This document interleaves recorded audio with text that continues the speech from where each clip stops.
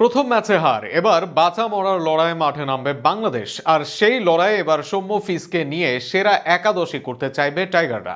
এছাড়া মিডল অর্ডারেও আসতে পারে পরিবর্তন। সব মিলিয়ে আগামী ম্যাচে কেমন হতে পারে বাংলাদেশের একাদশ, বাঁচা মরার লড়াইয়ে কারা থাকবেন একাদশে, তা নিয়ে থাকছে প্রতিবেদন। নিজেদের নিয়ন্ত্রণে থেকেও এবার ম্যাচ হারল বাংলাদেশ দল। কিউইদের বিপক্ষে প্রথম ওডিআইতে হেরে যাওয়া দলের নাম বাংলাদেশ, যেখানে 247 রানের লক্ষ্য তাড়া করতে নেমে বাংলাদেশ হেরে যায় 26 রানে। আর সেখানেই 3 ম্যাচ ওডিআই সিরিজে যেমন পিছিয়ে পড়ে বাংলাদেশ, একই সাথে চলে যায় খাদের কিনারে। কেননা সিরিজের দ্বিতীয় ম্যাচটি এবার বাঁচা মরার লড়াই বাংলাদেশের জন্য, যে লড়াইয়ের জন্য সেরা একাদশটায় দিতে চাইবে বাংলাদেশ দল। ওপেনার হিসেবে থাকবেন তানজিদ তামিম ও সাইফ হাসান। তামিম আগের ম্যাচে ভালো করেননি, তবে ভালো করেছেন আগের সিরিজে। অপরদিকে সিরিজের প্রথম ম্যাচে লাইফ পেয়ে অর্ধশতক হাঁকান সাইফ হাসান।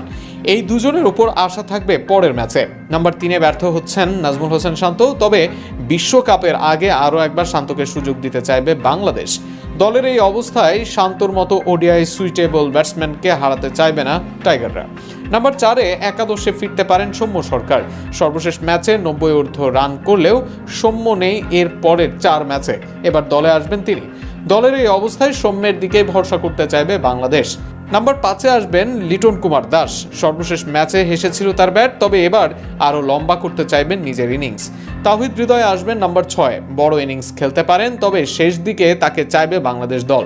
কেননা শেষ দিকে হৃদয় ফিরে গেলে হাল ধরার থাকবে না কেউই। অধিনায়ক মেহেদী মিরাজ বল হাতে ভালো করছেন, তবে ব্যাট হাতে তার পারফরমেন্স একদমই নিম্নগামী।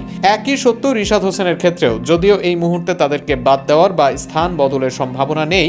ভক্তদের আশা থাকবে পরের ম্যাচে 2 বিভাগেই যেন উজ্জ্বল হন তারা।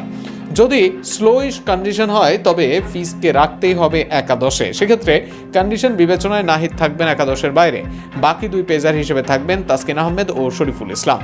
এবার দেখা যাক আগামী ম্যাচে এমন একাদশ নামায় কিনা বাংলাদেশ। সিরিজে ফেরার লক্ষ্যে সম্ভাব্য এই একাদশ নিয়ে 20 এপ্রিল সাগরিকায় মাঠে নামবে টিম টাইগার্স।